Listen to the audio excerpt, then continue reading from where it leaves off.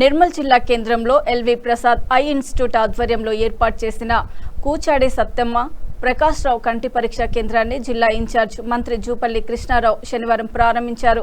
ఈ సందర్భంగా మంత్రి మాట్లాడుతూ నిర్మల్తో పాటు పరిసర గ్రామాల పేద ప్రజలకు ఈ కేంద్రం ఎంతో ఉపయోగకరంగా ఉంటుందని తెలిపారు. కార్పొరేట్ వైద్య రంగంలో భారీ ఖర్చులు అవుతున్న ఈ రోజుల్లో ఉచిత కంటి పరీక్షలు అందించడం శుభ పరిణామమన్నారు. వయస్సుతో సంబంధం లేకుండా కంటి సమస్యలు పెరుగుతున్న ఈ నేపథ్యంలో ప్రతి ఒక్కరూ కంటి పరీక్షలు చేయించుకోవాలని సూచించారు. ప్రపంచ స్థాయిలో నేత్ర వైద్య సేవలు అందిస్తున్న ఎల్వి ప్రసాద్ సంస్థకు మంత్రి ప్రత్యేకంగా ధన్యవాదాలు తెలిపారు.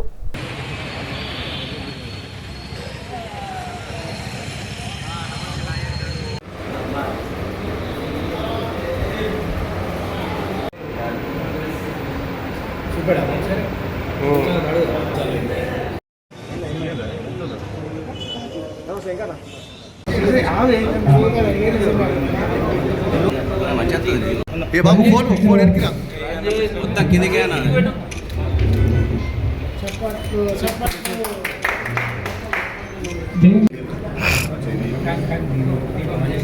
సిరల సిరల సిరల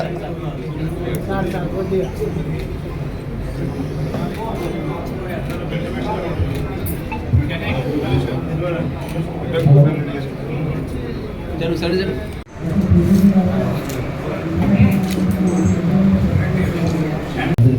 ఎందుకంటే ఇది మంచి కార్యక్రమం.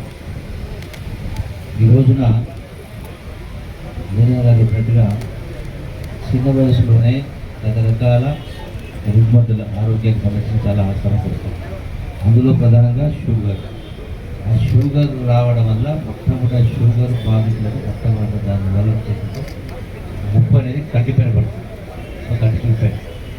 సో పేదవాళ్లకు ఎక్కడికో వెళ్ళాల్సిన అవసరం లేకుండా నిర్మల్ చుట్టుపక్కల గ్రామం వాళ్ళకు ఇక్కడికి వచ్చి ఆ కంటి పరీక్ష చేసుకోవడం ద్వారా అంటే టైమ్లీ చూసుకోవడం ద్వారా అది ప్రమాదకరంగా మారక ముందుకే చూసుకోవడం, తక్కువ ఖర్చుతోటి ఖర్చు లేకుండా కూడా ఫ్రీగా కూడా చూసుకోవడం ద్వారా పేదవాళ్ళకి మంచి సహాయం చేసిన కార్యక్రమం అంటే ఒక గొప్ప సంస్థ ఇస్తుంది. నాగేశ్వర గారిని అభినందిస్తారు.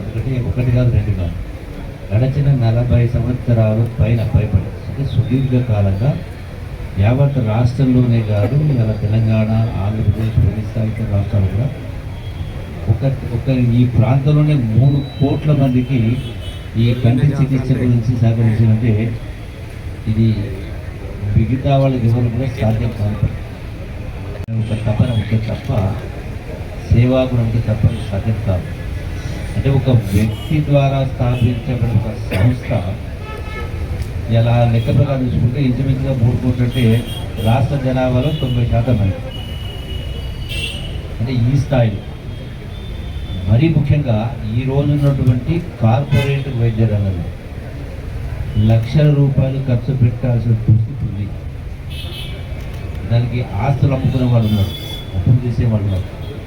అంటే ఇటువంటి యొక్క నేటున్నటువంటి సామాజిక పరిస్థితుల్లో, ఆర్థిక పరిస్థితుల్లో మరి ఫ్రీగా పేదవాళ్లకు ఇలా మంచి సౌకర్యం చేసినట్టే మరొకసారి ఆ సంస్థను ఆ సంస్థల ప్రజలు మీ అందరూ కూడా మరొక అభినందిస్తూ, అలాగే శ్రీహరరావు గారు కూడా పెద్ద మనసుతో ఇది 3వ కేంద్రం ఉంటారు.